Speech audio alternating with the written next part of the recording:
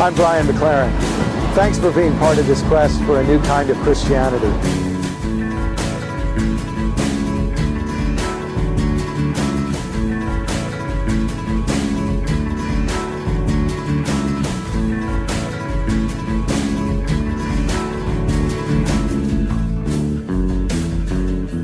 We're on to the second question. How does the Bible have authority? It's the authority question. What do we do with the Bible? Now you've made a very strong statement in the book, and you say for a new kind of Christianity to emerge, we need a new approach to the Bible. I mean, it's so true. Our approach to the Bible now is kind of like railroad tracks. It puts us in a track, and we can't get out of it.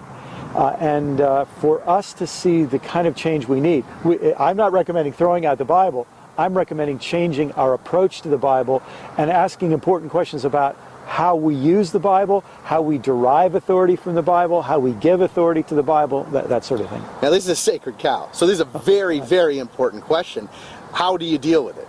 Well, at the core of the issue to me is the metaphor we use to describe what the Bible is. And the metaphor we commonly use is the Bible is a constitution. I mean, even people who don't use the word constitution, that's how they treat the Bible. You know, a constitutional lawyer, senator, congressman, Supreme Court judge, they're going to quote article this, section this, subsection that, and we quote book, chapter, verse.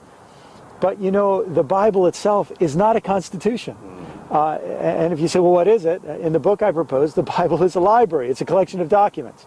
And a collection of documents does almost the opposite for us of what a constitution does. Now, the downside of a constitution is the right, wrong, good, bad. Yeah, we're going to get into arguments about, and it's about power, really, in the end. You know, we have arguments about the authority of the Bible. It's really about the authority of the people interpreting the Bible a lot of the time. And there's been abuses. Oh, gosh, I mean, slavery. You know, everybody's heard of Uncle Tom's Cabin, but in the book I tell the story of a book, a very important book of the pre-Civil War era called Nellie Norton. Uncle Tom's Cabin helped undermine confidence in slavery.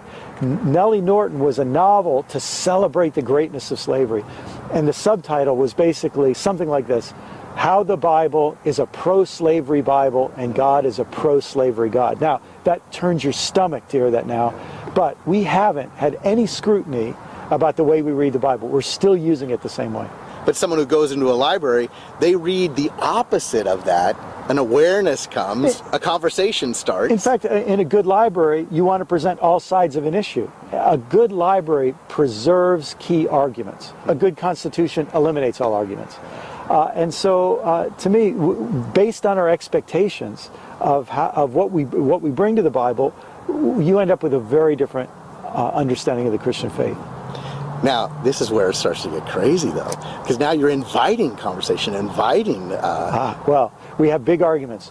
Should we be over the Bible, interpreting it, under the Bible, sort of submitting to it? My suggestion is we should be in the Bible. We should be in the conversation, because none of the questions are still open and we're still part of the conversation. If you say, is the Bible a good constitution? It solves all questions, tells everybody what to do. Well, we've been arguing about it for a long time and we aren't any closer to all agreeing. But if you say, does the Bible do a good job of stimulating conversation? It's fantastic success there. Well, in the past, apologetics has ruled, right? Now we're changing the conversation, huh? Well, the irony there is we're trying to use the Bible to prove things when people don't start with confidence in the Bible. I mean, you know, that's where we get in trouble with it. So this really will be a whole new kind of Christianity. Exactly right. A new approach to the Bible, you get a new kind of Christianity.